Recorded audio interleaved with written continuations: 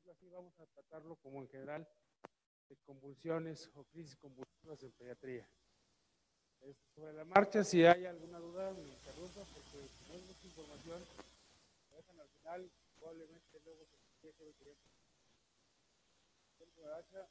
No los veo, dicen, hey,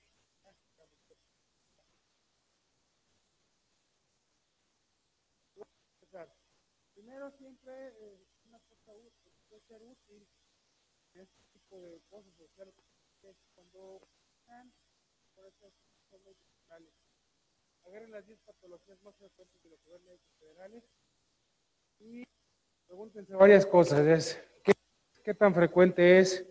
¿Cómo hago el diagnóstico? ¿Cuál es el tratamiento? ¿Y cuál es el pronóstico? Ustedes saben esas cosas de las 10 patologías más frecuentes que ven en lo que se dicen, van a poder resolver el 70-80% de va a llegar todo el tiempo. Entonces, esto de las crisis convulsivas, ojo, no estoy hablando de epilepsia, no estoy hablando de otras cosas, estoy hablando de crisis convulsivas. De las crisis convulsivas en pediatría, cualquier gente en su vida tiene el 10% o de aquí, ¿cuántos son ahorita ustedes? 35. Bueno, 3.5 o 4 de ustedes van a convulsionar en algún momento de su vida. ¿Por qué? Pues porque así es. De estos 35, solamente el 3% va a tener epilepsia total en algún momento de su vida. Es muy frecuente, niños. Los picos de presentación de epilepsia son en menores de 5 años y el mayor de 60. ¿Por qué? Unos por un cerebro en desarrollo inmaduro y otros por un cerebro viejito o en senescencia. En los países en desarrollo, como México, la prevalencia de crisis convulsivas es muy alta, hasta 20 por cada 1000 habitantes. Ahorita vamos a ver por qué. Las crisis convulsivas como tal es la urgencia neurológica más común. De todo lo que vemos en neurología, de lo que nos puedan llamar en urgencia, es lo que vemos más común. La mayoría de estas crisis convulsivas están maltratados, no de maltrato, sino de que reciben un tratamiento inapropiado. Y otra cosa importante es que de esos pacientes que tienen crisis convulsivas van a depender parcial o totalmente hasta un 20% de esos pacientes. O sea, no nomás impacta al paciente, sino a su entorno. Pero también por el simplemente hecho de tener una convulsión, sin tener el diagnóstico de epilepsia, tiene un paciente 2 o 3 veces más chance de morirse que cualquier. O sea, si usted le da una chiripiorca aquí ahorita, nomás por el hecho de pasar eso, ya tiene un riesgo de muerte 2 o 3 más alto que cualquiera de sus compañeros. Sí es algo que impacte mucho a cualquier persona. Lo que la causa puede sonar muy sencillo, y es bueno, sabes que tienes más neurotransmisores excitadores y tienes menos inhibidores. ¿Sí? O sea, ya es eso. Luego suena muy fácil, pero a la mera hora no lo es tanto. Y va a depender de la edad que tengan esos niños, en específico en pediatría, qué va a ser la causa de esas crisis. Entonces, esta es una cosa que les gusta preguntar mucho, yo no sé por qué en el ENAR. ¿Cuáles son los neurotransmisores excitadores principales de la cabeza?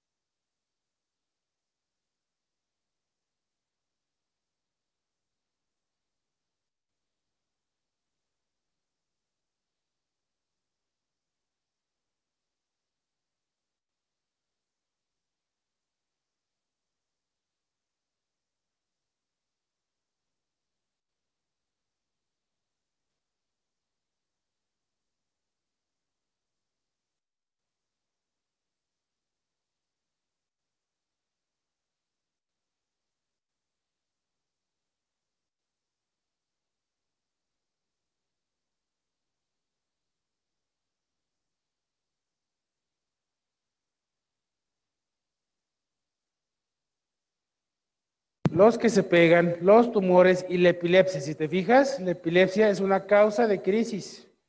No son todas, por eso puse crisis convulsivas en pediatría.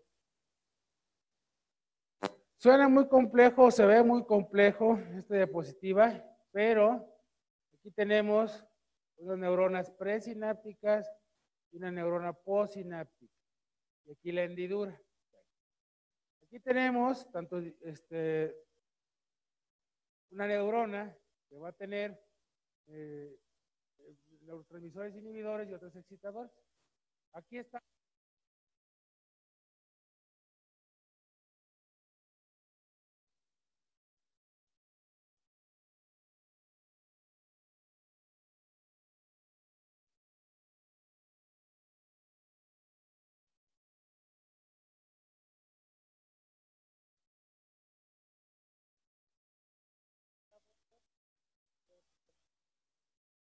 Depende de dónde se peguen. Esta diapositiva es bien importante porque en estos tipos de receptores va a ser donde van a actuar los antiepilépticos. Dependiendo del antiepiléptico es donde va a bloquear o va a facilitar que haya más o va a facilitar que haya menos. Entonces, cuando tenemos que la terminal excitatoria con los neurotransmisores que dijimos que los excitatorios son glutamato y aspartato por excelencia, se libera más, se pegan a segundos mensajeros y hacen que la membrana de la neurona postsináptica esté más nerviosa, esté más fácil de disparar potenciales de acción. Otra pregunta que cómo les encanta. ¿Cuál es la potencial de acción de las neuronas? 70 micro.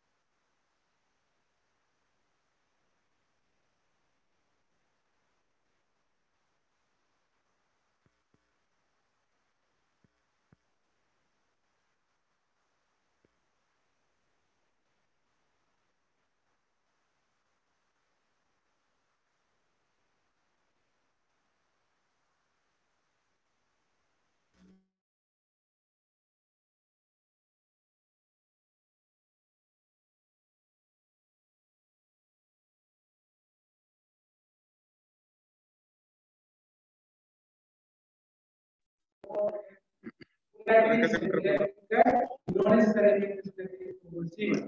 Un ejemplo, las crisis de ausencia. Un niño es una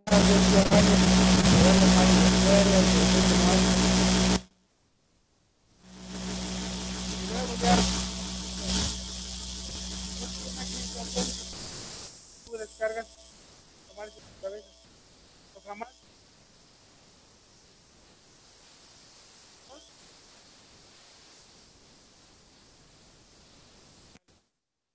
Y cualquier contienda que funciona más es la manifestación motora, y puede ser cargas anormales que causan epilepsia, es otro boleto. Epiléptica es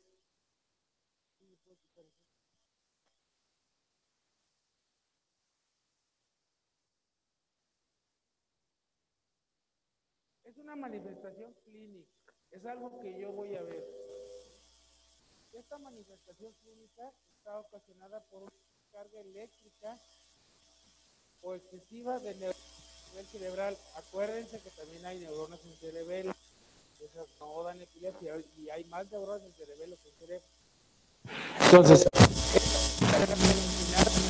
el cerebral y va a verse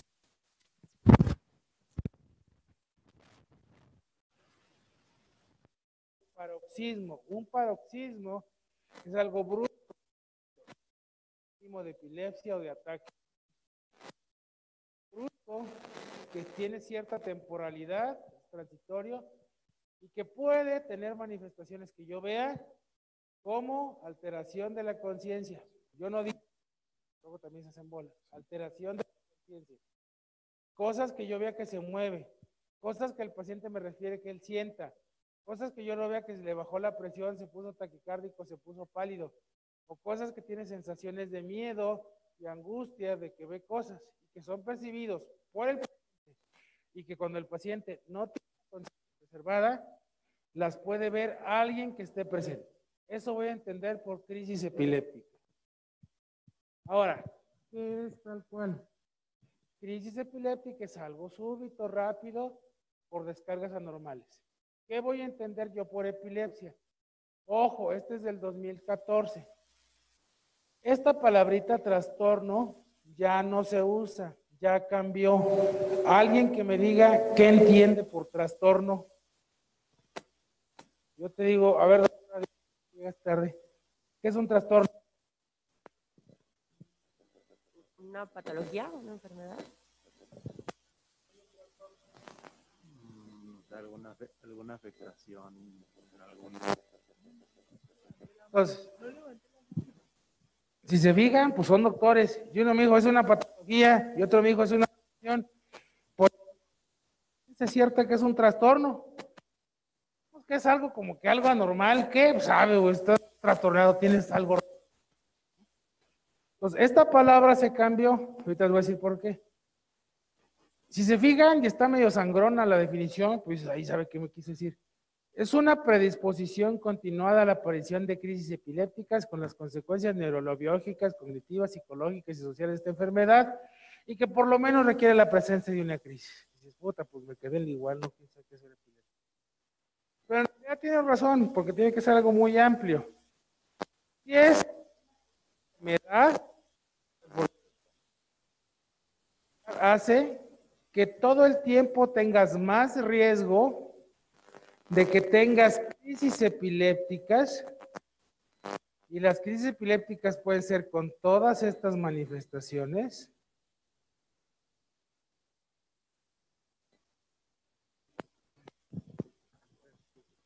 Y que esas manifestaciones va a traer cambios en cómo se comunica la neurona, neurobiológicas, cambios en cómo yo aprendo por los circuitos que se forman nuevos, cambios de que tenga un mayor nivel de ansiedad o depresión, y cambios del estigma social que no me dejan ir a nadar con mis amigos porque me les ahogo.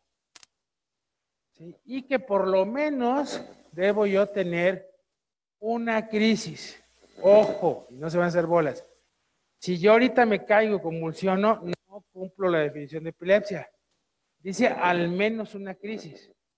Pero les voy a poner ejemplo. Otra vez les pongo el de desausencias porque es muy clásico. Un niño en edad escolar que le empieza a ir mal desde hace 3, 4 meses, que la maestra nota muy distraído y que dice, no, pues yo lo veo medio raro. Y que yo lo pongo en el consultorio y lo pongo a soplar y que al minuto 3 del soplido se me queda así de... Dura 4, 20 segundos. Y de repente regresa a platicarme y dices, pues ya, tuve una crisis clasiquísima de ausencia, ya no tengo que tener más cosas, tiene el diagnóstico de epilepsia. Muy diferente que si yo me caigo y me cerran dedos y dices, no, pues por lo menos requiere una. Tiene más, ya veremos ahorita qué pasa.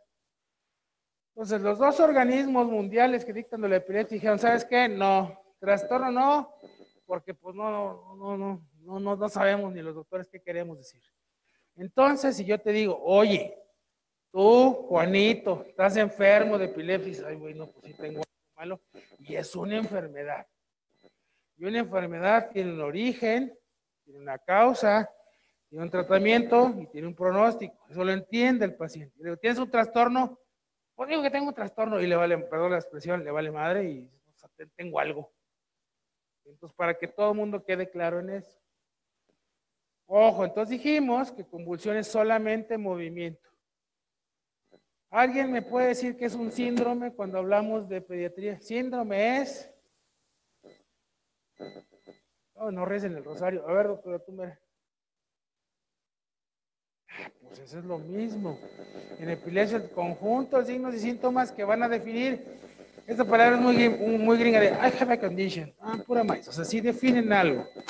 Cuando hablamos de epilepsia, un síndrome epiléptico tiene el mismo origen, tiene el mismo tratamiento, tiene el mismo pronóstico, tiene el mismo trazo electroencefalográfico y tiene el mismo tratamiento. Otra vez, en ausencia, yo sé que la ausencia es en edad escolar, con crisis de 4 a 20 segundos, con desconexión del medio, vuelven a hacer lo que estaban haciendo antes. Un electro punta onda lenta de 3 Hz y le doy tratamiento con etosuximida y ácido valproico. El 80% les va muy bien, el 20% persiste, no les va muy mal. Y ceden o se quitan o cambian en la adolescencia. Todos los que tengan ausencia van a ser así. Todos. Entonces, ¿la ausencia es un síndrome epiléptico? Sí. ¿Por qué? Porque cumple esta definición. Lo que van a encontrar en los libros como encefalopatía epiléptica y a veces como una epilepsia catastrófica, algo así, pero ya no se llama así, es una epilepsia, una encefalopatía, es la actividad de descarga normal de la cabeza es tan frecuente y tan alta que por sí misma esa descarga normal hacen que el niño tenga retraso o un deterioro progresivo, porque es todo el tiempo y muy altas esas descargas. Eso es una encefalopatía epiléptica. Y de esas hay varias. Empezando desde la edad chiquita, el síndrome de Ohtahara, el síndrome de West, el síndrome de Lennox-Gastaut. ¿Dudas hasta ahí? Pregúnteme porque luego se hacen pelotas a la mera hora, ¿eh? ¿Dudas?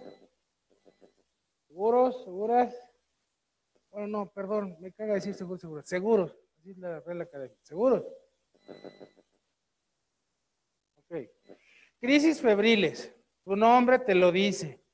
Son crisis provocadas por fiebre. Dijimos que las crisis convulsivas era lo más común de urgencias neurológicas. Bueno, lo más común de lo más común en pediatría es que lleguen convulsionando por fiebre. ¿Sí? Es bien frecuente y tiene una edad de aparición de los 6 meses a los 5 años. Pero lo más común es del año al año y medio. Es un poquito más común en hombres y de los que convulsionan por fiebre, de un cuarto a casi la mitad van a tener que algún familiar, no doctor, pues yo soy el papá, pues a mí mi mamá me dijo que yo te convulsionaba por fiebre y Juanito, su primo hermano también, pues van a tener un antecedente de fiebre. Y de esos, solamente un 4% va a tener antecedente familiar de epilepsia. Dato importante. cualquiera de nosotros tenemos un riesgo en la vida del 3 por 4% de ser epilépticos. Estos niños de un 4%, ¿qué quiere decir? Que aunque tú tengas crisis por fiebre, puedes tener un riesgo muy similar al de la población general de tener epilepsia. Es decir, que yo tenga crisis por fiebre no me confiere más riesgo en general, ahorita vamos a ver, en particular de tener epilepsia. ¿Y cuándo va a tener crisis por fiebre? Pues cuando tenga fiebre. ¿Cuándo? Pues fiebre más de 38, se acabó. ¿Qué debemos entender? Un evento convulsivo o no, ojo, un evento de zarandeo o que nomás me quede ido, de entre los 6 meses y los 5 años relacionado con fiebre. Pero que esa fiebre no tenga una causa intraqueal, es decir, no tenga yo infección o meningitis en neuroinfección. Y que no tenga otra causa que la pueda causar. Por ejemplo, oiga, doctor, es que el neonato tiene fiebre, tiene 39, y van y lo revisan y dicen, hay una crisis febril en el neonato. Pues no, el neonatito tenía glucosas de 20, sodios de 30, 130. Primero corrígele eso, porque eso no es por fiebre. Por fiebre solamente, no tengo ninguna otra causa que yo vea o identifique más que la pura calentura. ¿Sí? Pero si yo tengo ya antes, es que mi niño ya había convulsionado alguna vez sin fiebre, eso tampoco es crisis febril. Acuérdense, es que como esto es bien sencillo como en la vida. Pueden no saber qué quieren hacer, pero una cosa importante es saber qué no quiero hacer. En las febriles aplica igual. Lo que no es febril es que sea por una causa de infección, sea por desequilibrio electrolítico o que ya haya tenido crisis sin fiebre antes. Tiene que ser única y exclusivamente causado por fiebre. Y esto es porque hay predisposición genética, porque el cerebro está inmaduro y las interleucinas inflamatorias, y el E1, y el E6 y el E10 hacen que sea más fácil que el cerebro tenga esa respuesta exagerada a la inflamación, porque la causa común en los niños de crisis febriles son virus, y en los virus, el virus ataca mucho a los niños, y los virus les gusta mucho el tejido nervioso, porque es bien común que los niños tengan infecciones respiratorias, porque es bien común que los niños los vacunen, porque es común ver prematuros y un cerebro inmaduro. Por eso son tan frecuentes en pediatría. ¿Sí? Y porque algunos tienen deficiencia de hierro y zinc. Por eso algunos neurólogos van a ver que aparte del tratamiento les pueden dejar hierro o zinc a las crisis febriles. Hay dos tipos de crisis febriles, simples y complejas. Las complejas no es que sean más difíciles, simplemente es una clasificatoria que involucra tratamiento y pronóstico. Las simples, por un lado, son crisis cortitas de todo el cuerpo, un solo evento en un día, no tengo nadie enfermo en mi familia y a la hora que yo lo reviso tengo una exploración física normal. Las complejas son todo lo contrario, son crisis más largas, son crisis en una sola parte del cuerpo, tengo más de una crisis en un día, tengo a alguien, un familiar en primer grado afectado, y cuando alguien médico me revisa, mi exploración física y neurológica es anormal. Esa es la diferenciación entre simples y complejas. ¿Qué es lo que va a hacer que yo tenga más chance de que me pueda volver a dar otra crisis por fiebre? Todo lo que son complejas. Si yo tengo un familiar en primer grado que le dio crisis por fiebre, si yo estoy muy chiquito, menos de un año, ay, otra, ¿saben qué? Pues es que como que yo no le vi fiebre, tenía 37 y ya con eso le dio. Ojo, acuérdense dónde se la toman y con qué se la toman, es importante. O sea, que tu nombre, andamos ahí en Plaza San Luis, todo, da con mi niño y lo sentí caliente y dije a mi esposa, ¿sabe qué? Vámonos, porque pues, el niño está malo. Y apenas íbamos subiéndonos al carro y que le da la chiripa. Entonces, cuando sube la temperatura rápido, en forma bruta, es cuando más convulsiona. Hay otros chiquitillos que amanecen, les va subiendo despacito a través del día. Esos casi no convulsionan. Convulsionan cuando la fiebre les sube de volar.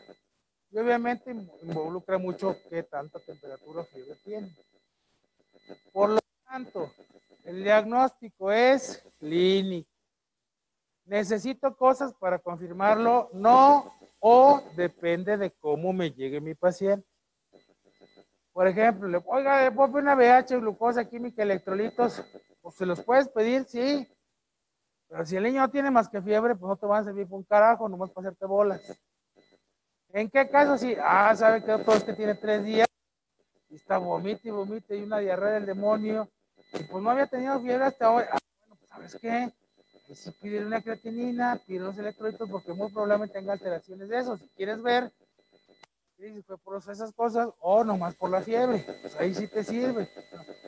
O sea que doctor, fíjese que había tenido calentura 3 días y yo lo veo como muy decaído. Bueno, ahí sí le pides una VH glucosa, pero todo dependerá de cómo te llegue el paciente. La eterna discusión, y que está publicada por la Academia Americana de Pediatría, es, híjole, pues es que puede ser neuroinfección. Acuérdense que en menores de 18 meses no hay signos meningios.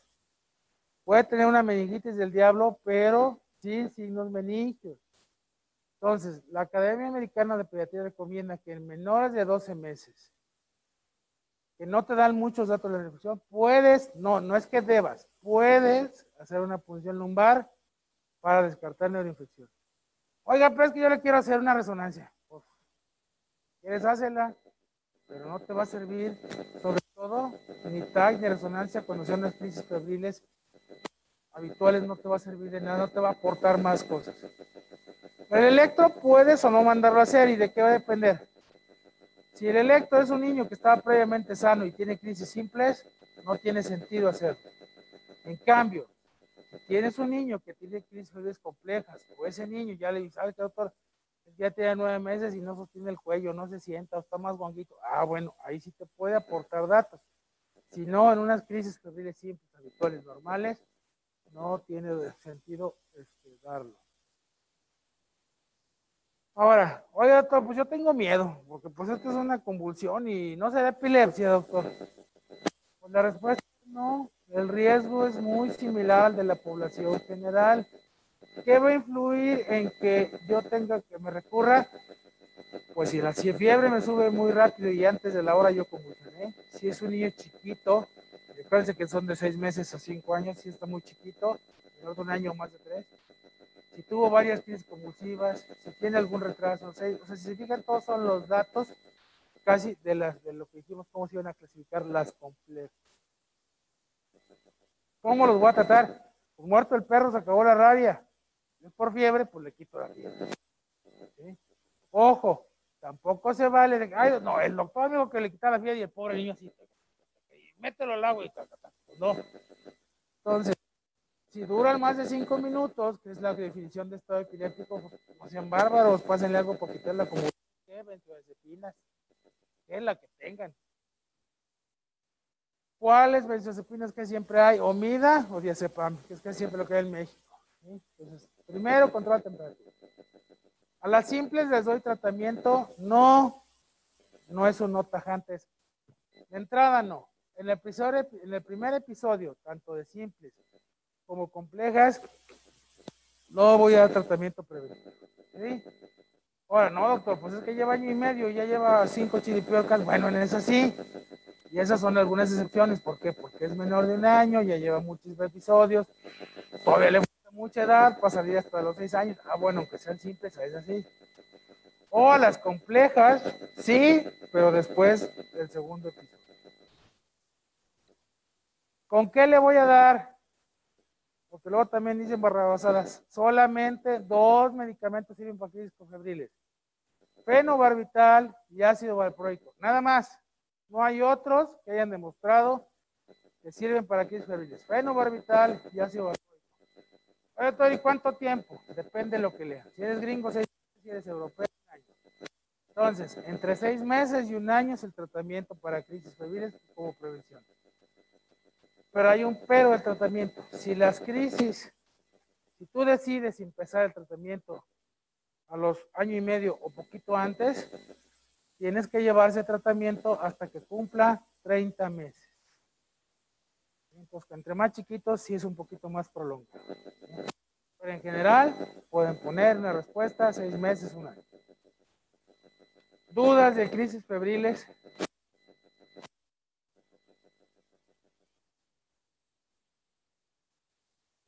Dudas de crisis febril, sí. Nomás grítame porque estoy medio sordo.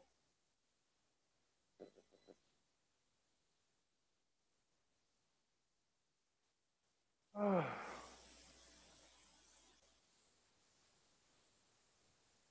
Uno, para empezar, las dos son correctas.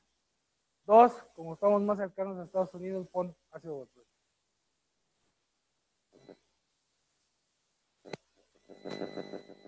Sí.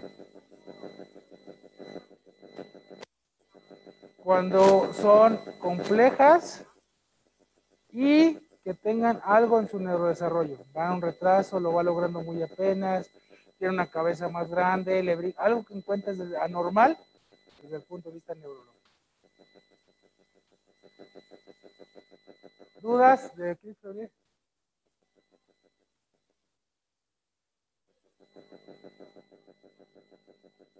Ahorita vamos a ver eso, pero sí, sí. De hecho, hay un estado epiléptico que puede ser un estado epiléptico febril. ¿Sí?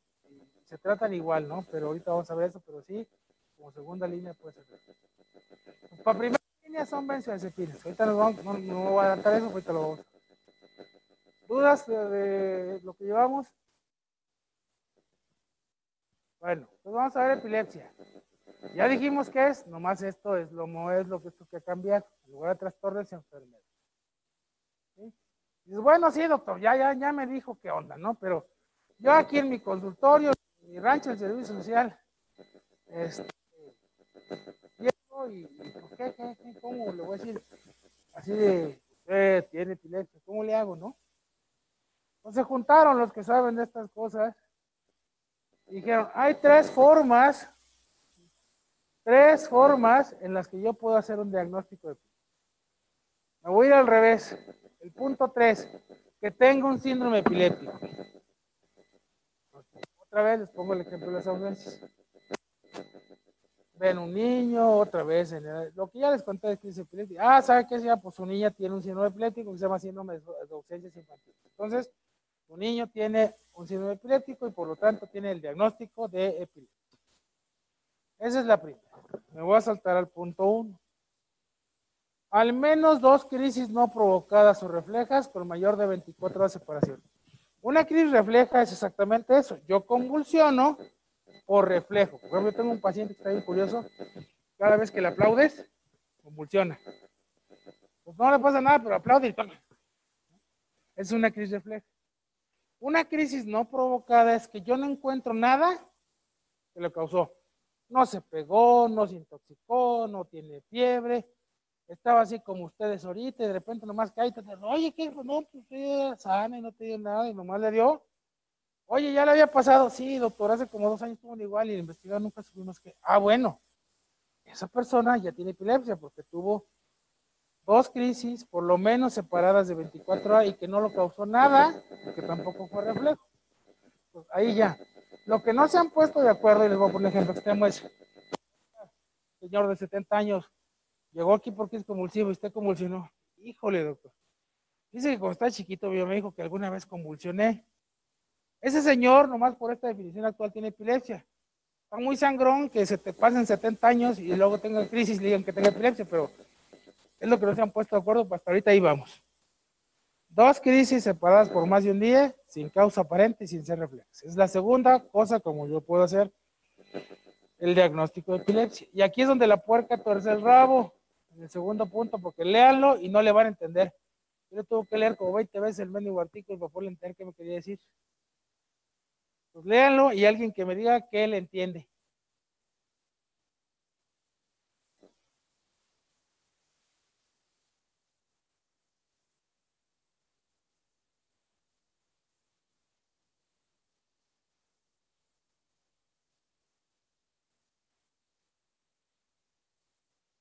¿Les quedó claro? ¿Alguien que me explique qué me explique el punto 2?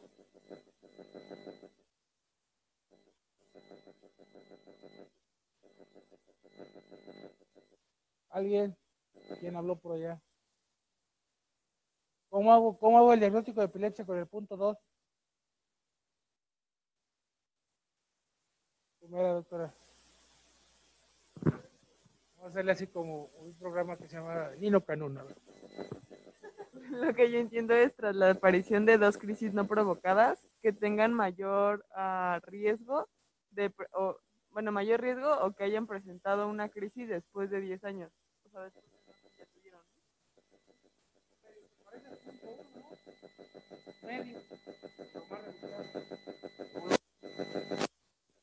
Pues más o menos, ¿eh? Esto quiere decir, yo tengo una crisis, por ejemplo, ahorita de la nada, y aparte que tenga más chance de que pueda presentar otra crisis de aquí a 10 años, pero que esa crisis tenga por lo menos 60% de tener la probabilidad que sea más del 60% de dosis. Ya no entendí. Pues es más fácil entenderlo como se lo voy a poner y es lo mismo. Y es, si yo cumplo el punto 1, tengo crisis, es medio redundante. 60% o más, para fines prácticos, quiere decir que yo ahorita me echo aquí una chiripiorca y me hacen por angas o mangas un electro y ese electro sale anormal, yo ya cumplo la definición de epilepsia. ¿Por qué con un electro normal? Si yo te tomo ahorita y convulsiono un electro, solamente te voy a encontrar un electro anormal en un 20 a máximo 30% epiléptico anormal.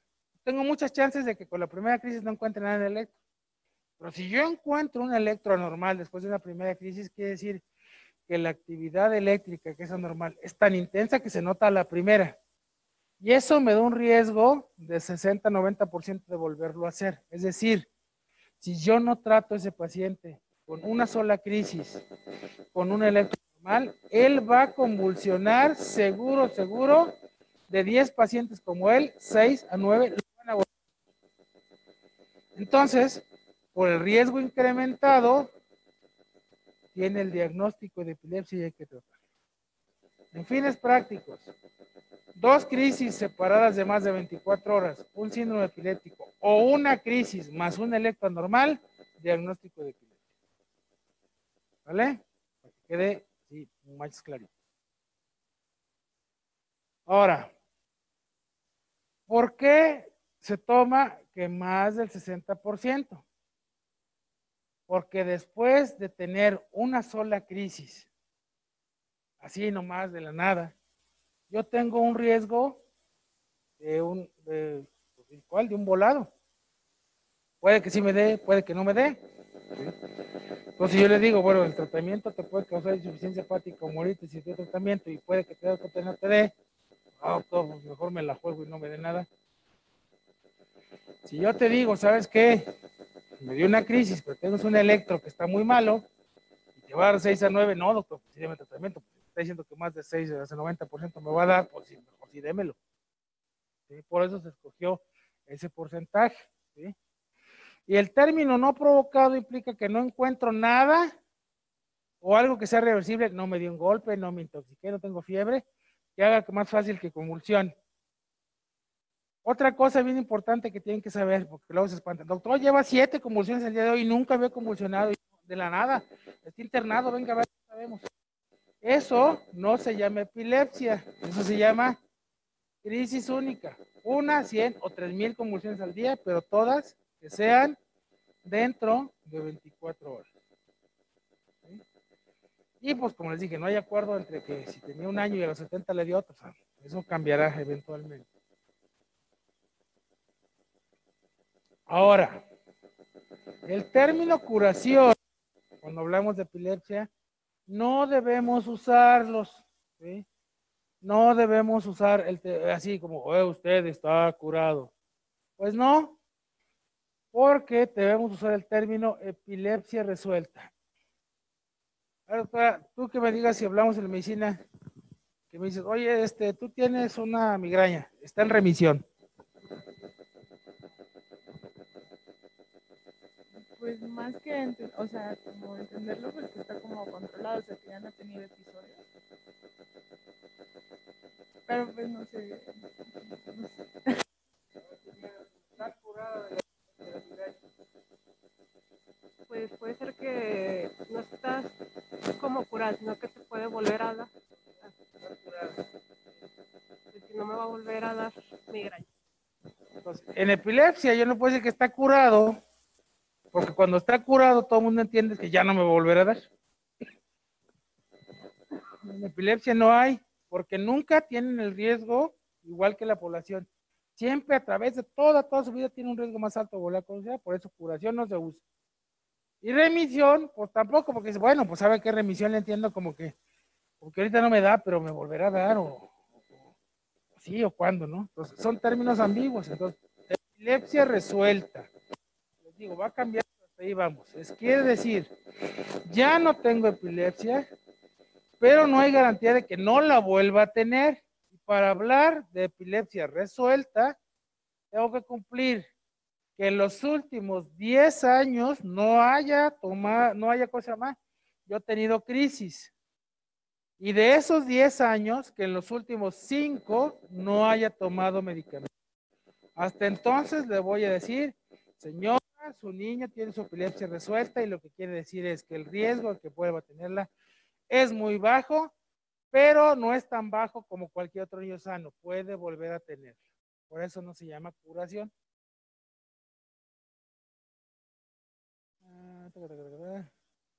Okay.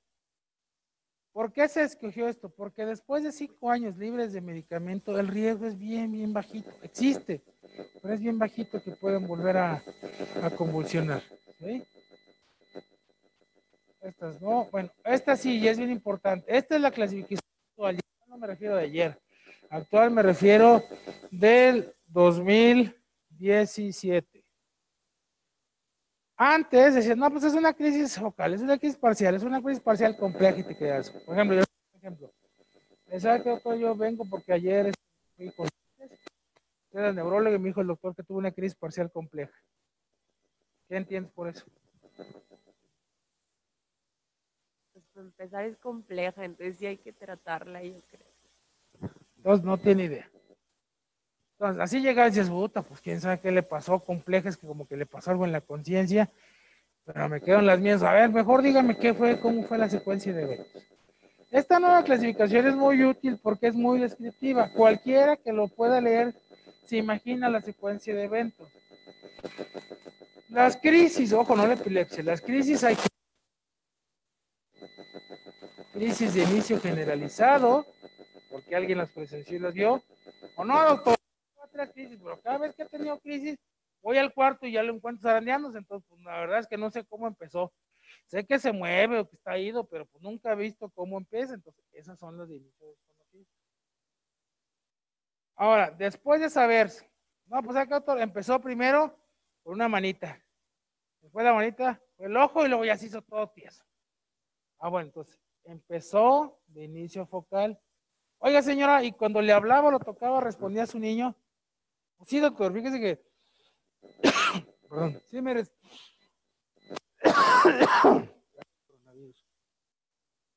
me respondía, pero no me respondía como él decía, Panchito, ¿cómo? Ah, bien, ¿cómo estás? Bien. No, sí. Entonces uno no responde bien, está respondiendo a lo que preguntas, pero no es como, bien, mamá, estoy bien, no te preocupes. Tenía una conciencia alterada, ojo, aquí no perdida, porque no te respondía, entonces no estaba perdido. Estaba alterada. La conciencia se utiliza como cuestión clasificatoria. Y eso es lo que antes decían, se refería al término complejo. Complejo significaba con alteración de la conciencia. Pues, yo les pongo un expediente. Es una crisis de inicio focal porque empezó en el bracito, con conciencia alterada porque no me respondió bien. Y yo veía que en su bracito se movía, de inicio motor. Y se movía. ¿Cómo se movía? Pues le hacía así, mire. Ah, entonces es clónica. Y después la carita y después se puso todo tieso. Ah, bueno. Inicio motor clónica de focal a bilateral. Entonces yo cuando me veo una nota que digo, tuvo una crisis de inicio focal con conciencia alterada, de inicio motor clónica de focal y bilateral, imagino toda la secuencia de eventos como fue. Yo no nomás me quedo. Es una crisis parcial compleja. Entonces, pues, ojo, una crisis clónica tiene ritmo. Pues así, luego así, luego así. Tiene ritmo. Y puedo tener la clónica en un brazo, clónica de todo el cuerpo. Las tónicas son, me pongo tieso, rígido, puedo temblar, estoy tónico, puedo tieso, nada más. Las crisis mioclónicas es como un piquete, una descarga, no, puede ser todo el cuerpo, puede ser una pierna, puede ser un dedo, puede ser un brazo, pero es como si tuvieran una descarga eléctrica, un piquete, esas son las mioclónicas. Las atónicas es como si los desenchufaran, no, pues, ¿qué pasó? No, lo que pasa es que, así como si los desenchufaran, puede ser una parte, pues todo el cuerpo. Los espasmos epilépticos son cosa aparte. ¿Han visto algún video de espasmo epiléptico? Los espasmos epilépticos son los del West, que están así en la línea de, no, chiquitito, y la fregada, y son los espasmos epilépticos. Entonces, puede que sean generalizadas. Pueden ser motoras o no motoras, por ejemplo. ¿Sabe qué, doctor? Es que, mire, mi niño de repente estaba comiendo su sopita, tenía 3 años, y luego que se puso sopita, estaba así, una cucharita, dos cucharitas, y de repente se quedó con la cuchara a medio camino, y luego después de la cuchara a medio camino, vi que se puso súper pálido, súper pálido, súper pálido, y de repente nada más como... Le hablaba, respondía como 2 minutos, y luego despertó como irritado. Alguien que me diga dónde clasifico esa crisis. Ahí vamos más para tanto me salga del cuarto. Luego les pregunto a los niños.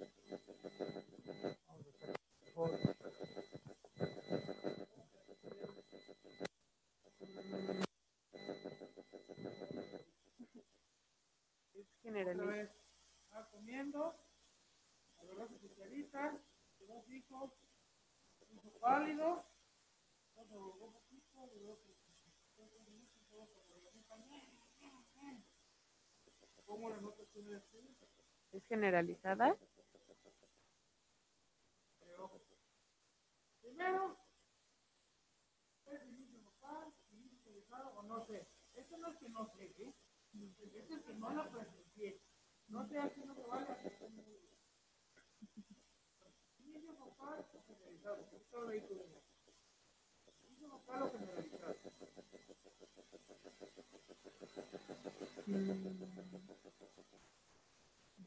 ¿Vocal? Vale.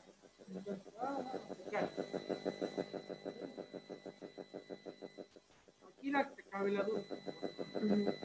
Generalizado, es que tu mano de repente quedó así, tu mano todo el cuerpo. No piensas que es generalizado. Y después de que se tuvo la cuchara, ¿qué pasó? Se puso pálido. Vamos a ponerle el ejercicio. ¿Fue generalizado? ¿Tuvo movimientos? No. Entonces, motora. ¿Aquí dónde están los palidez? Como autonómicos. ¿En atípico?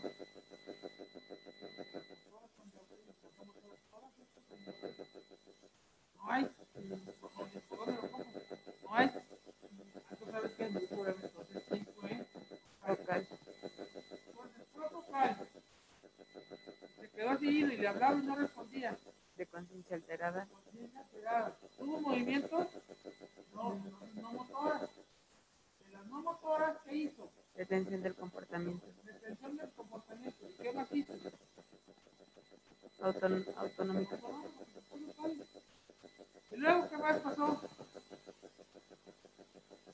Pues ya no. Pues ya no. Aquí no. No se foca. Progresó a Bilateral. lateral.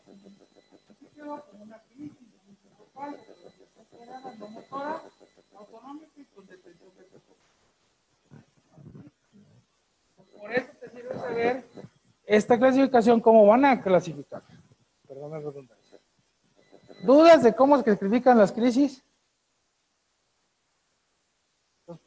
Lo más importante de una crisis, no te estés pirateando el búscalo, es cómo empieza. ¿Sí? 70% de las crisis son de inicio focal. Ahora, ya clasifiqué mis crisis. Esta sí es la clasificación de epilepsia. Ya clasifiqué mis crisis. tengo unas crisis. Antes nomás había focal y generalizada, no había más. Entonces, de repente había unas cosas, oiga, doctor, pues que tengo unas crisis que le brinca el brazo y ya. Pero tengo otras que se caen. No. Ya se puede. Ya clasifiqué, por eso es importantísimo clasificar mis crisis, porque puede tener uno o más tipos. Todas son focales, todas son generalizadas, o tengo crisis que son focales y generalizadas, o de plano no sé. Pues ya que clasifiqué mis crisis, clasifico mi epilepsia, dependiendo del tipo de crisis que tenga. ¿Sí? Entonces, ya sé que es una crisis focal. Ah, bueno, pues es una crisis focal. O tengo de las dos, pues de las dos. O es generalizadas ahorita. Ah, pues es generalizadas ahorita. Entonces, las epilepsias tienen nombre y dos apellidos. Epilepsias, el primer apellido puede ser cualquiera de estas, y el segundo apellido es esta, la columna roja. Ejemplo, yo tengo una epilepsia generalizada genética. ¿Cuál? Ausencia. Yo tengo una epilepsia focal estructural. ¿Cuál? Focal posizo chicharrón, no tengo ahí, se llama un tumor. Estructural quiere decir que tengo una lesión visible. ¿Sí? Lo van a encontrar como estructural o anatómica, pero es estructural. ¿Cuál otra? No, pues sabe que doctor, yo tengo mi niño tiene una cirrosis orgánica, crisis focal y generalizada, metabólica. O yo tengo una encefalitis por anticuerpos anti-N me da, una crisis, una epilepsia generalizada inmune. O yo tengo una meningitis, es una crisis focal y generalizada infecciosa. O yo tengo, que es lo que menos debe pasar, una epilepsia desconocida. Pero así es como se clasifican las epilepsias. Y puedo yo integrar algún síndrome con estas crisis, lo integro y si no, no pasa nada. ¿Sí? Y a través del tiempo hay otras comorbilidades como ansiedad, depresión, bla, bla, bla, bla, bla. Pero así es como se clasifica la epilepsia. ¿Duda de cómo se clasifica la epilepsia? Güey, estas cosas ya no son válidas. Que si crisis, que si sí, crisis compleja, que si crisis así, ya no. Es del cuadro que les puse inicialmente. ¿Por qué? Porque ya los que hablan de epilepsia ya no debemos hablar así. ¿Okay? No sé si le explican ahí el video cómo lo tengo que hacer. Esta es una niña que igual iba mal en la escuela, no sabían, como que la veían que se desconectaba o no, quedaba la duda de epilepsia y la pongo a soplar, porque el 80% de las epilepsias de ausencia cuando pone hiperventilar hacen ausencia.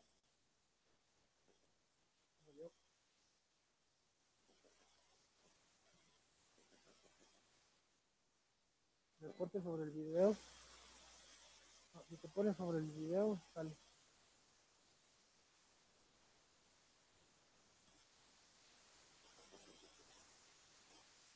Reporte sobre el cuadrito del video.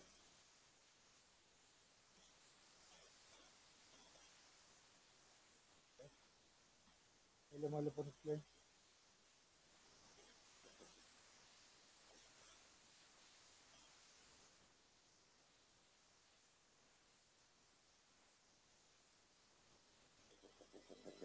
Está tu cámara lenta, está bajo.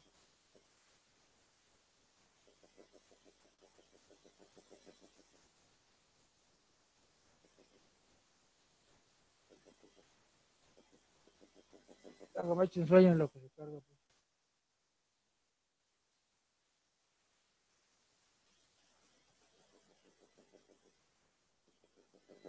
Entonces, lo pone hiperventilar. No, nomás hace. Entonces, y digo, el 85% de las ausencias hacen ausencias, ¿no? Hay unas cosas que se llaman maniobras de activación. Digo, no se los menciono porque es que meterse en cabeza se va a. Cuando hacen un estudio del electroencefalograma, les piden que los desvelen. O sea, privación de sueño. Les ponen unas luces así del antro, ¿no? Estroboscopio.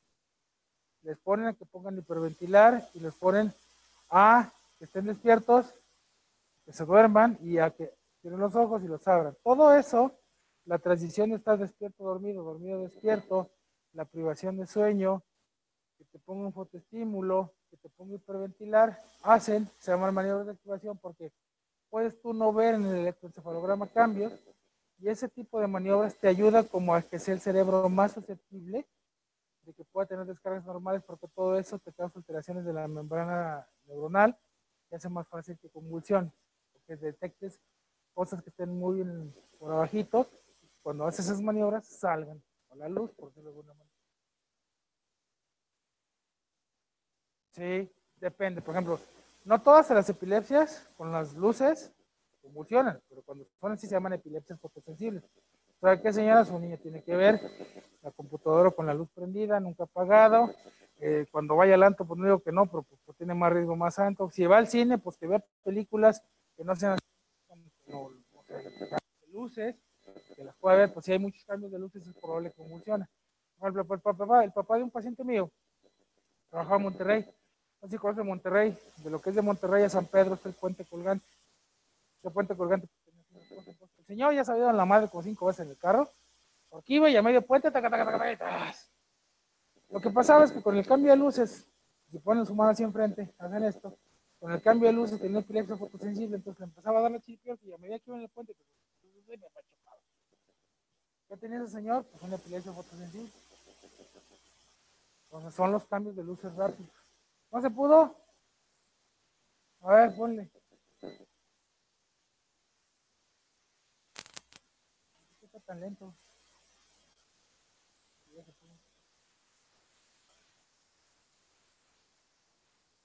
¿No tiene sonido? ¿Cómo tiene sonido? No tan bardo.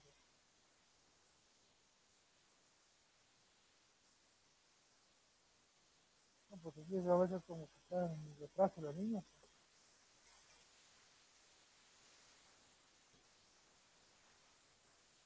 Mira, se empezó a ir, se desconecta, los ojitos ya no está aquí, se empieza a volver un poquito del cuello, más se queda ahí un ratito, no se mueve más. Aquí en el video original ya sacó un sonidillo con la garganta, pero está como media ida. Sigue. Y ya se paró. No, ¿por qué no se alcanza a ver?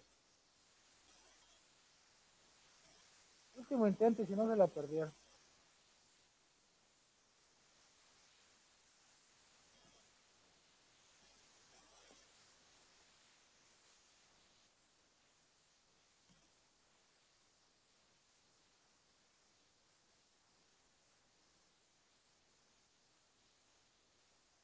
Adiós.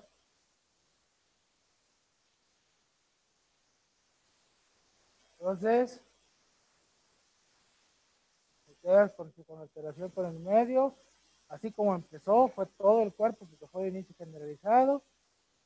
Disminuye un poquito el tono ocular, pero pues la niña está bien ida. ¿Sí?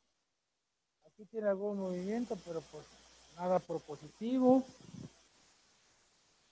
No sé por qué no se ve mal. Luego regresa a soplar la galleta. Se la perdieron. ¿Qué pasa cuando hay crisis? Pues le sube la presión, le sube la frecuencia cardíaca, hormonas contracuradoras y les falta oxígeno.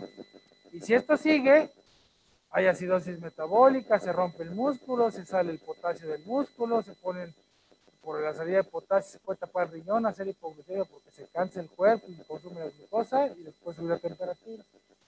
¿Qué debo seguir a estabilizarlo? Medicamentos no, salvo que dure más de 5 minutos. Preguntar cómo empezaron las crisis y revisarlo. ¿Sí? Pero lo más importante es, solamente le paso medicamento si dura más de 5 minutos. El electro, como les dije, el electro, solamente el 20% van a encontrar algo anormal en el primer electro. Es poco sensible. Y es más específico, pero es poco sensible.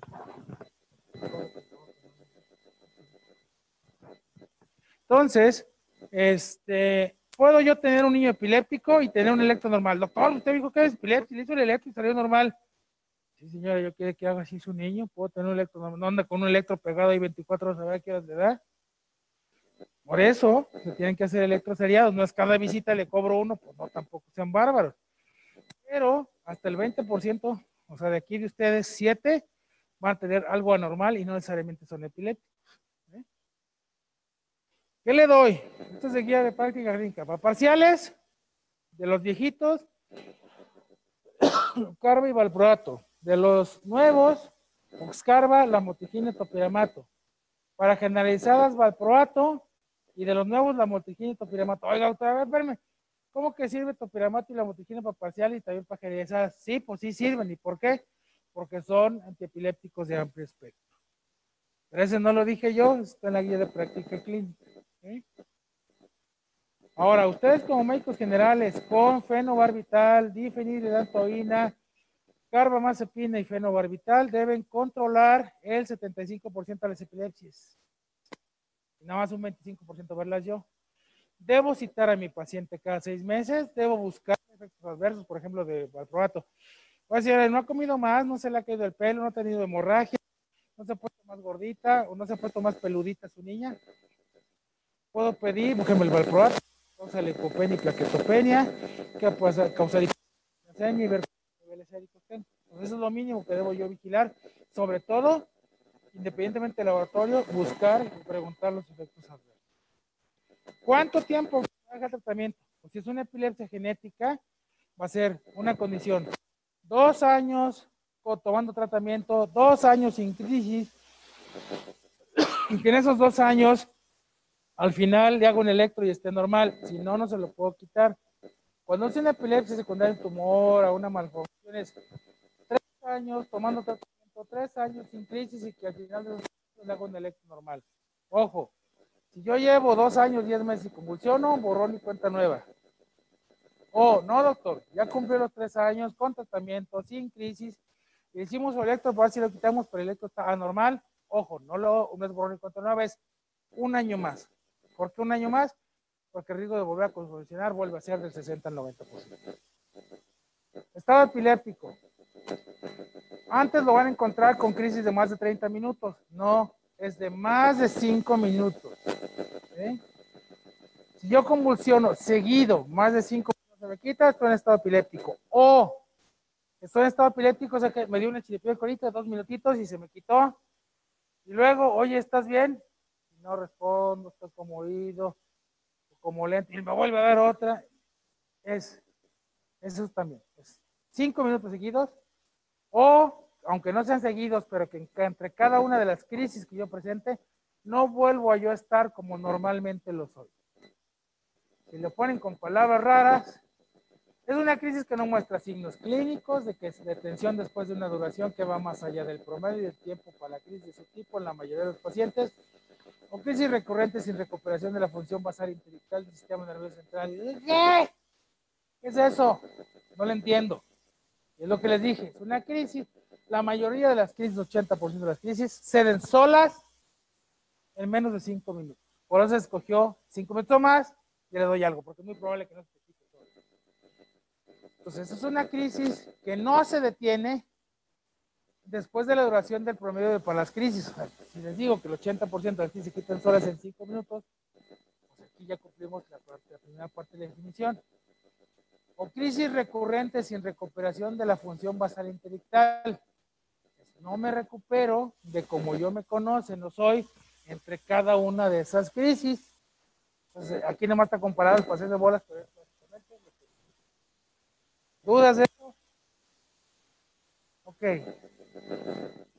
Es muy común, ojo, 1/4 de los estados epilépticos son no convulsivos.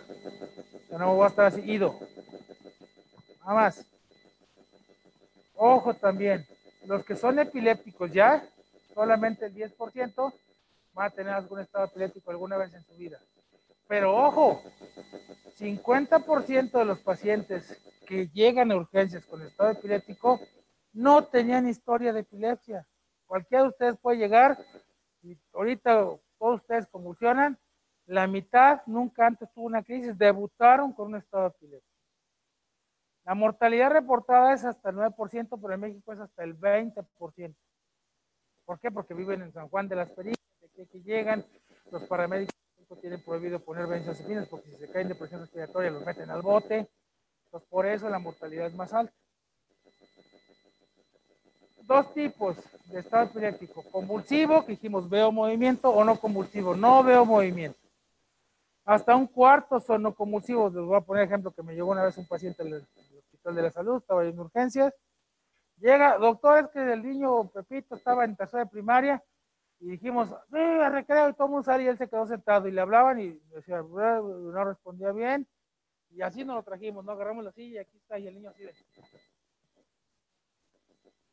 No es porque sea muy bueno, más porque soy neurótico, sabes que ese niño está convulsionando. ¿Por qué? Pues agarro la lamparita, se la pongo en los ojos y en lugar de tener una respuesta pupilar adecuada, veo que se contrae y se contrae poquito y lento.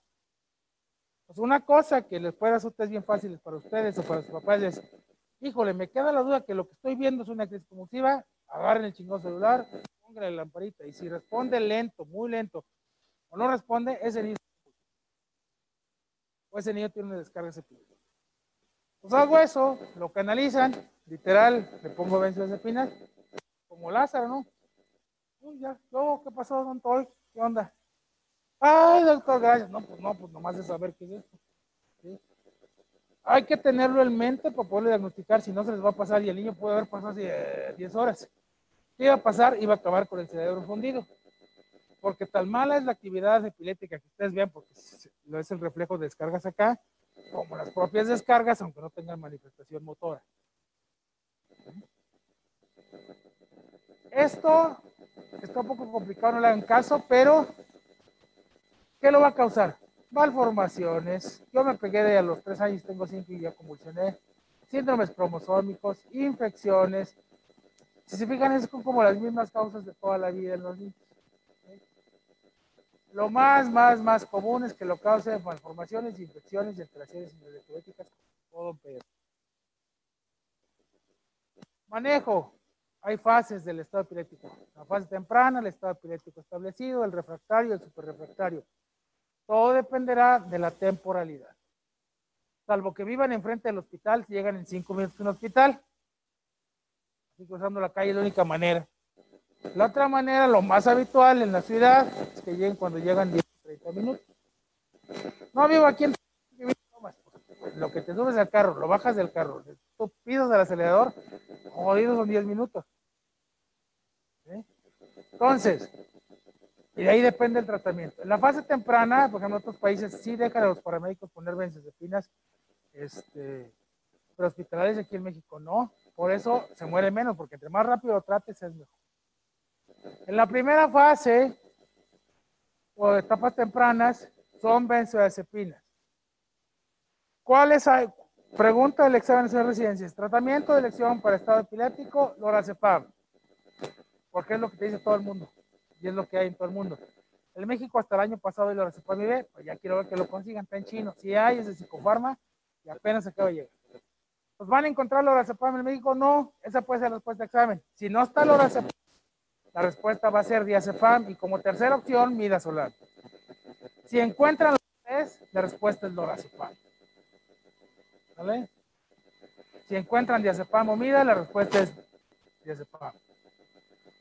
Pasamos de los 10 a los 30 minutos, como la doctora decía, segunda opción. ¿Qué le puedo pasar? Lo que tenga de todas estas cosas, pero siempre que sea intravenoso. No les puse fenobarbital, porque fenobarbital sí hay en México, pero no hay IV. Entonces, ¿le puedo poner feitoína? Sí. ¿Le puedo poner valproato? Sí. ¿Le puedo poner levetiracetam? Sí. ¿Le puedo poner la cosamida? Sí. ¿Cuál, doctor? ¿Cuál es mejor? La que haya. Por eso están en el mismo nivel de evidencia. Cualquiera de esas. No se le quita, el algoritmo va así. Benzodiazepina. No se le quita, puedo repetir una segunda dosis de benzodiazepinas a los 5 minutos. No se le quita, ya voy preparando DFH, valproato, quepra o la cosamida. En infusión, ya sin infusión te va a tardar aproximadamente 20 minutos en pasar. Los 20 minutos en pasar y en lo que lo preparan ya es media hora.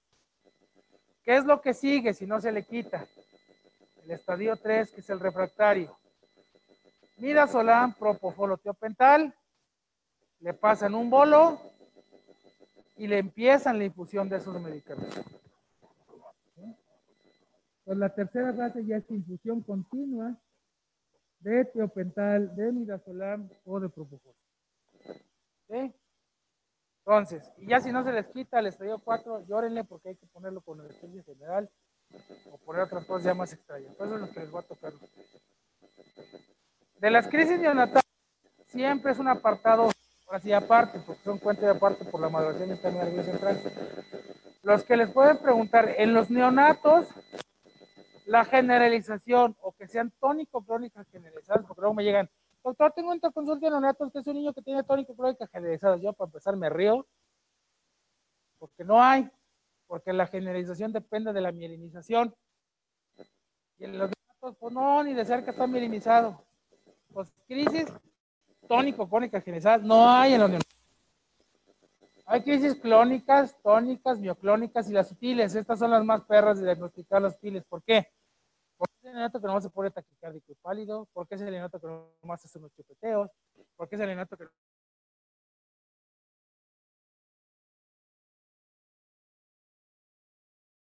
más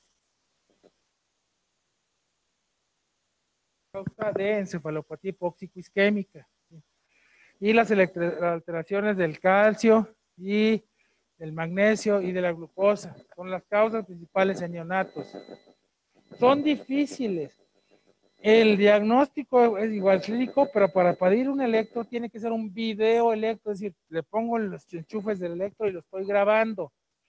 ¿Por qué? Porque tengo que hacer una correlación, lo que yo veo, cómo se ve el trazo. Ojo, ¿por qué? Porque hay muchos movimientos en los neonatos que parecen crisis y no lo son. Pues yo voy a dar tratamiento a los neonatos en dos situaciones. ¿Sí? Cuando yo lo estoy grabando en el electro, pues mire, es una crisis y veo que el monillo le hace así. Y en el electro veo descargas, ahí doy tratamiento. ¿Por qué? Porque hay una correlación en lo que yo veo del movimiento con lo que le salta en el electro. La otra cosa es, lo estoy grabando. No, pues yo no le veo ni por Dios dónde se ni nada, no le veo nada que sea epiléptico. Y sin embargo, en el electro veo descargas, también lo voy a dar. ¿Por qué? Porque las descargas anormales en un cerebro inmaduro me van a provocar cosas terribles a futuro de neurodesarrollo. Otra cosa, yo veo que lo estoy grabando y le brinca la mano, pero yo no veo nada en el electro, ahí no voy a dar nada. ¿Por qué? Porque es un movimiento que no es epiléptico. ¿Sí? ¿Quedó claro esos tres puntos? ¿Sí? ¿Qué?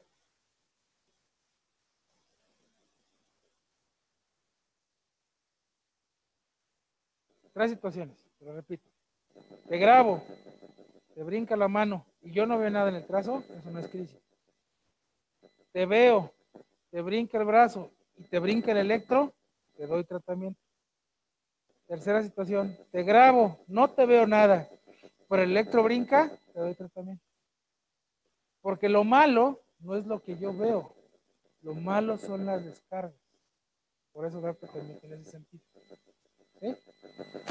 Ok. Hay guías específicas para crisis neonatales. ¿Qué voy a dar de hoy? A la fecha, ya son metas en la cabeza.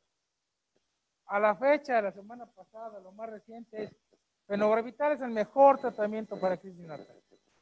La segunda cosa que podemos dar es fenitoína o benzodiazepina, pero lo mejor y tratamiento de elección siguen y al menos seguirá un rato siendo fenobarbital. Les va mal, de los que convulsionaron 30% dejan epilepsia, otro 30% cuando van a la escuela les va mal y 20% tienen retraso. Es decir, si yo no trato las crisis natales, les va a ir el niño muy mal. ¿Okay? Entonces, aquí no tienen que ser muy duchos y dicen, bueno, pues aquí como que se ve planito y aquí muy feo. Pues aquí se fijan cada rayita de aquí que es un segundo. Entonces aquí tienen las cargas normales. Encefalopatías epilépticas. De recién nacidos, los primeros meses, los primeros 2 a 5 años. Son las más comunes, sobre todo West y Lennox, las que vamos a ver. Y dijimos que una encefalopatía es, tengo descargas tan frecuentes y tan altas todo el tiempo que hace que mis niños tengan retraso. Lo tajara es en neonatitos. Siempre, no, pues que está asfixiado, que tiene medio cerebro, que le sobra medio cerebro, que le falta medio cerebro. Y voy a ver un patrón que se llama brote de supresión. Ven aquí, pues vamos de acá, pero hoy te les digo para allá. Viene la actividad normal, ¡pum! Brote, y ¡pum! Se baja, supresión. ¡Pum! Brote, ¡pum! Se baja, supresión. Viene la actividad normal, tiqui, tiqui, tiqui, tiqui, y ¡pum! Brote, y luego se baja el voltaje. Se vuelve. Eso se llama broticopresión. Cuando ven esto es una cosa del demonio y veces. Se ponen tiesos, hacen esto así. ¿Está el niño? Esto es un espasmo de West. Así. Esto es un espasmo de Tajara. Más lento. Un espasmo es una cosa rápida de coño, West. Un espasmo tónico es un poco duro. ¿Sí? Tratamiento de elección. Hormona de neocorticotrópica y los 20,000 cosas que quieran, pero de elección, ACTH. ¿Ya se acabó? Pues son espasmos, pero todos son diferentes. Esto es lo que se llama espasmos epilépticos. Son más grandecitos, 6 meses, y el tratamiento también sigue siendo ACTH o vigabatrina. La vigabatrina es el tratamiento de elección cuando estos espasmos son por una enfermedad que se llama esclerosis tuberosa. Pregunta, tratamiento de elección de espasmos infantiles con esclerosis tuberosa, vigabatrina. Pregunta, tratamiento de elección de espasmos infantiles, ACTH. ¿Sí? Otra pregunta que cómo les gusta. Tratamiento de elección para crisis de ausencia en México, alproato. Tratamiento de elección de crisis de ausencia, etosuximida. ¿Sí? Esas bañitas son ya cosas que no caben mal hecho, pues los pueden preguntar. El West ya lo dijimos, y ojo, esta es una colación porque siempre me preguntan, oiga, ¿a todo de quién dar marihuana? Para empezar ni es marihuana porque no tiene tetraído. Es cannabidiol, estas son las dos marcas legales en México, estas son las concentraciones, y las mamás locas que hacen algo en casa, pues le están dando, literal, lo están haciendo adicto, porque no nomás es cannabidiol, sino también tiene tetrahidro, y el problema es no sabemos cuánto darle porque no sabemos cuánto es la cosa. ¿Sí? Esto, si se fijan, aquí viene un trazo como normal, parejito, y luego empiezan las ondas grandotas, los chiquitos, eso nomás para que lo sepan. ¿Cuánto me sobra? ¿Ya? Bueno, entonces, rápido. 8 años, le va en la escuela, le va mal, está distraído, no pone atención, la escuela le ha ido mal, cuando le hablan no escucha, tiene la mirada perdida, le pasa muchas veces al día y la mamá nota que se pierde y tiene la mirada fija. Es sano, no hay antecedentes familiares, la exploración física es normal y se sospecha que es epiléptica. Si veo un electro que es de, se acabó la pila, de punta onda lenta de 3 Hz, punta onda lenta es así, 3 veces eso en un segundo, el diagnóstico de, ese es el mismo, pero ahora lo vamos a ver.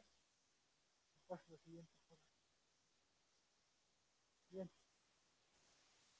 Aquí sería, ¿qué? ¿Qué tiene esa niña que les conté?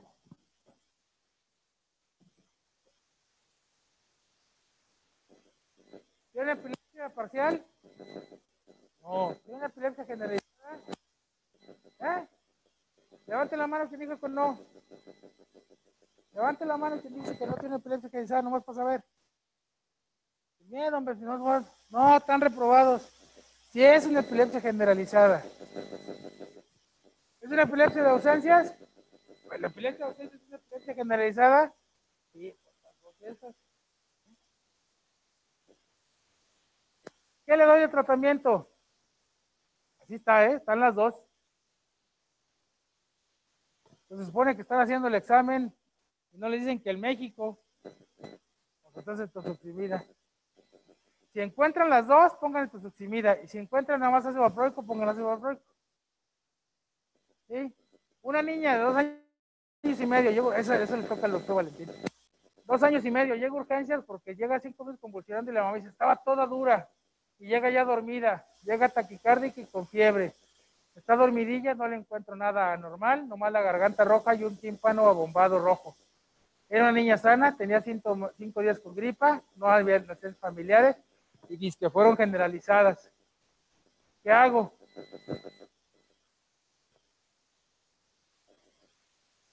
¿Le pongo diazepam? ¿Por qué no? Si convulsionó y convulsionó 5 minutos. Ah, pero ya no está convulsionando. No le pongan diazepam. Le pido un ataque urgente porque no va a ser un tumor. Le pido una punción lumbar. ¿Por qué? Tiene más de año y medio. Fiebre. Tiene la fiebre. ¿Sí? ¿Qué diagnóstico tiene? Es una niña sana, sin antecedentes familiares, crisis cortitas, le revisan y no le encuentran nada neurológico. ¿Qué le hago? No, que venga el neurólogo porque es algo muy malo. Hágale un electro y luego el neurólogo. No, ya dale carbamazepina porque se le quite. O le doy amoxicilina y ácido valproico. O nomás la vigilio de tratamiento para la infección respiratoria. ¿Qué le hago? O solo la vigilancia y le doy tratamiento para la infección respiratoria. Se acabó. 6 meses de edad, dice el último. Lo manda a su pediatra porque a los 6 meses no sostiene la cabeza y eso lo hacen a los 3. No se logra sentir. No porque sospechar epidemia, sino porque pues, no sostiene la cabeza y pues hay que salir del neurobolas. Y dice que tenía cólicos, que toda la vida ha batallado con cólicos ese día, se retuerce los cólicos. Tiene una cabeza muy chiquita y lo ve así.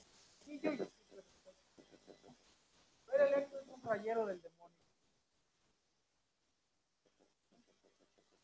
¿Qué le digo que tiene? Ustedes no saben por qué les voy a decir.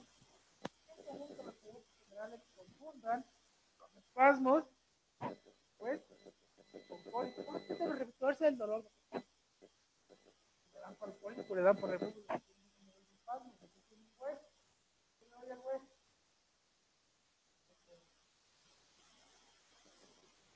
ahora sí lo que hacer.